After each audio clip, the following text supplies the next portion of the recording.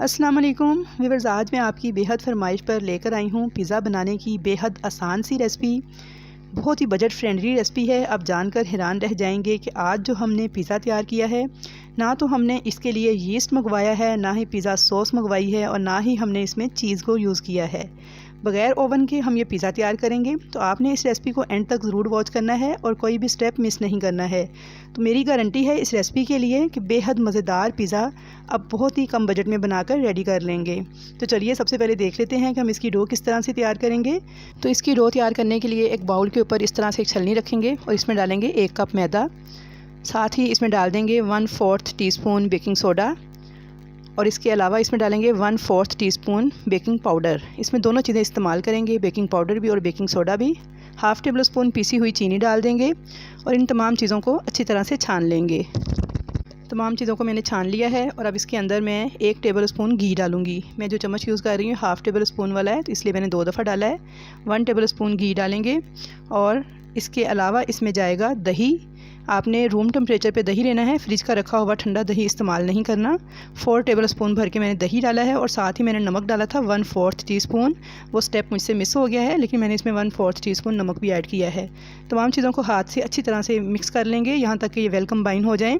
और इसमें पानी बहुत ही कम यूज़ होगा क्योंकि हमने इसकी बिल्कुल नरम सी डो तैयार करनी है, सख्त डो बिल्कुल भी तैयार नहीं करनी। तो ये देखिए, दही डालने के बाद इसमें बहुत ही कम पानी की ज़रूरत पड़ेगी। जस्ट 2 टेबल स्पून पानी हम इसमें ऐड करेंगे और अच्छी तरह से इसे बिल्कुल रोटी पकाने वाले आटे की तरह गूंद लेंगे यहाँ तक कि ये मुलायम सी शक्ल में आ जाए और बिल्कुल सॉफ्ट सी डो तैयार हो जाए। तो यहाँ पे देखिए, बिल्कुल मुलायम सी डो मैंने तैयार कर ली है और बिल्कुल सॉफ्ट है ये। इसे सख्त बिल्कुल भी नहीं होना चाहिए, बिल्कुल सॉफ्ट सी मैंने डो तैयार की है। थोड़ा सा इसके ऊपर घी लगा देंगे और इसे कवर करके 1 घंटे के लिए रेस्ट देंगे। तो चलिए तब तक हम इसके लिए पिज़्ज़ा सॉस रेडी कर लेते हैं। तो इसके लिए मैंने एक पैन में 1 टेबल स्पून बटर लिया है। जैसे ही मेल्ट होगा इसमें 1 टेबल स्पून मैं मैदा ऐड कर दूँगी। अब इसे चम्मच चलाते हुए बिल्कुल लो फ्लेम पे भूनते जाना है यहाँ तक कि एक प्यारी सी खुशबू आने लगे और मैदे का कच्चापन ख़त्म हो जाए। फ्लेम बिल्कुल लो रखिएगा। अच्छी तरह से भून लेंगे और वाइट सॉस रेडी करेंगे जो कि बहुत ही मज़े की बनेगी। आपको पता भी नहीं चलेगा कि ये सॉस आपने मैदे से तैयार की है, इतनी मज़ेदार सॉस ये बनकर तैयार होती है। और इस सॉस को बनने में मैक्सिमम 3 से 4 मिनट ही लगते हैं, बहुत ही आसानी के साथ ये बन जाती है। तो यहाँ पर मैदे का कच्चापन ख़त्म हो चुका है, हल्का सा गोल्डन कलर आना स्टार्ट हो गया है। तो अब इसके अंदर आधा कप दूध ऐड कर देंगे। नॉर्मल टेम्परेचर पे दूध है जो मैंने इसमें ऐड किया है और चम्मच को मुसलसल चलाते जाना है यहाँ तक कि इसमें से तमाम गुठलियाँ ख़त्म हो जाएं। तो जैसे जैसे हम चम्मच चलाते जाएंगे इसकी गुठलियाँ ख़त्म होती जाएंगी और अब इसके अंदर 1 चुटकी के बराबर नमक ऐड कर देंगे और इसको लगातार चम्मच चलाते हुए लो फ्लेम पे पकाएंगे यहाँ तक कि इसकी थिकनेस आप देख सकते हैं। तो बस इस तरह की इसकी थिकनेस होनी चाहिए। तो लीजिए, हमारी मज़ेदार सी बिल्कुल आसान लो बजट पिज़्ज़ा सॉस बन के तैयार हो चुकी है। तो यहाँ पर इसको एक बाउल में निकाल लेंगे। तो वाइट सॉस रेडी है। और अब यहाँ पे मैंने एक कढ़ाई को 10 मिनट पहले मीडियम फ्लेम पे प्री हीट होने के लिए रख दिया है और इसके अंदर देखिए मैंने इस तरह से स्टैंड रखा हुआ है। इसके अंदर हम अपना पिज़्ज़ा बेक करेंगे। तो 10 मिनट इसे प्री हीट कर लेंगे, तब तक हम अपना पिज़्ज़ा सेट कर लेते हैं। तो पिज़्ज़ा बनाने के लिए सबसे पहले मैंने स्टील की एक प्लेट ली है, थोड़ा सा इस पर कुकिंग ऑयल डाला है और इसे ब्रश के साथ पूरी प्लेट को मैं ऑयली कर लूँगी। अगर आपके पास पिज़्ज़ा ट्रे हो तो आप वो भी यूज़ कर सकते हैं, नहीं तो घर पर पड़ी हुई कोई भी स्टील की प्लेट इस तरह से आप पिज़्ज़ा बेक करने के लिए यूज़ कर सकते हैं। तो मैंने भी यहाँ पर स्टील की एक प्लेट ली है, अच्छी तरह से ब्रश के साथ देखें इसे ऑयली कर लिया है। अब यहाँ पे देखिए हमारी डो को भी 1 घंटा हो चुका है और डो आप देख सकते हैं कि कितनी सॉफ्ट है। थोड़ा सा इसको मज़ीद गूंद लेंगे और सेट कर लेंगे और अब इसी तरह से इसको उठाकर इसका एक पेड़ा सा बनाएंगे और हाथ की मदद से ही इसे प्लेट पे रखते हुए फैलाते चले जाएंगे। इतनी सॉफ्ट डो है तो बहुत ही आसानी के साथ देखिए ये इस तरह से सेट होती जाएगी। अब इसी तरह से हम इसको बढ़ा लेंगे और किनारों से इस तरह से थोड़ा सेट करेंगे कि सेंटर से दबाते हुए किनारा थोड़ा मोटा रखेंगे। तो ये देखिए यहाँ पे किनारा मैंने थोड़ा मोटा रखा है और सेंटर से मैंने दबा के इसे पतला किया है। तो बहुत अच्छी सी हमारी डो देखें सेट हो गई है प्लेट के अंदर, बहुत ही आसानी के साथ। कोई हमें बेलन वगैरह यूज़ नहीं करना पड़ा, बहुत ही सॉफ्ट सी डो थी। और ये देखिए हाथ से ही मैंने इसको एडजस्ट कर लिया है। अब मैंने एक फ़ोर्क लिया है और अब इसमें इस तरह से निशान लगाते जाएंगे। इस तरह से निशान लगाने से ये होगा कि पिज़्ज़े की जो बेस है वो बहुत ही अच्छी तरह से कुक हो जाएगी। इस तरीके हमने सब जगह पे निशान लगा लेने हैं। बहुत ही आसान सा तरीका है, अब हर कोई पिज़्ज़ा आसानी बना लेगा। तो यहाँ पे मैंने ली है चिली गार्लिक सॉस। एक तो केचप होती है टमाटो, ये टमाटो केचप नहीं बल्कि चिली गार्लिक सॉस है। तो इसे मैं यहाँ पर लगा दूँगी, तकरीबन 1 से 2 चम्मच है। अच्छी तरह से इसे फैला दूँगी मैं।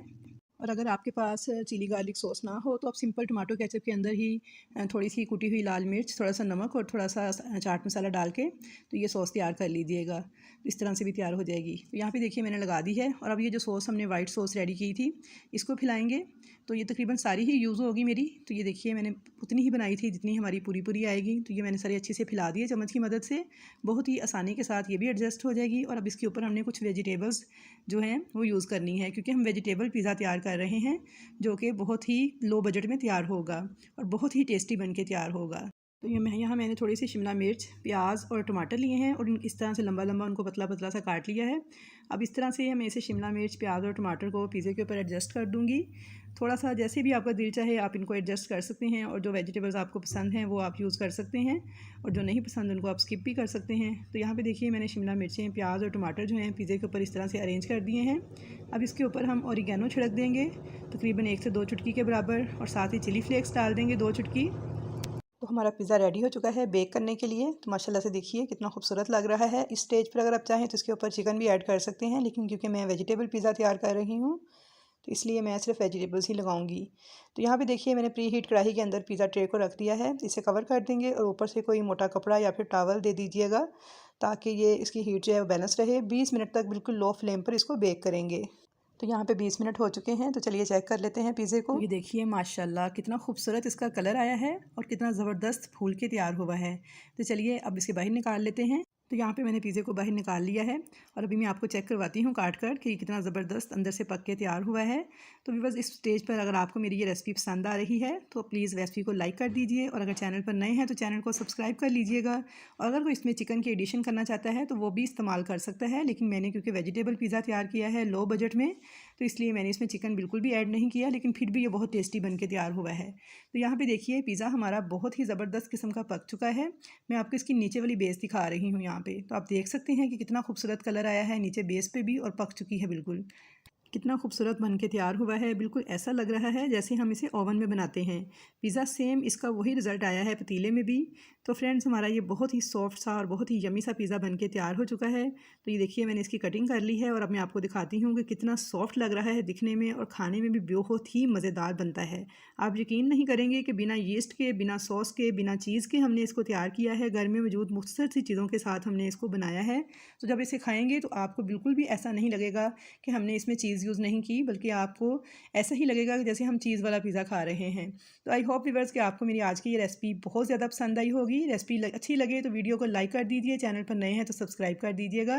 तो इंशाल्लाह ताला मिलूँगी ऐसी ही नई अच्छी अच्छी रेसिपीज़ के साथ। तब तक के लिए मुझे दीजिए इजाज़त। अल्लाह हाफिज़।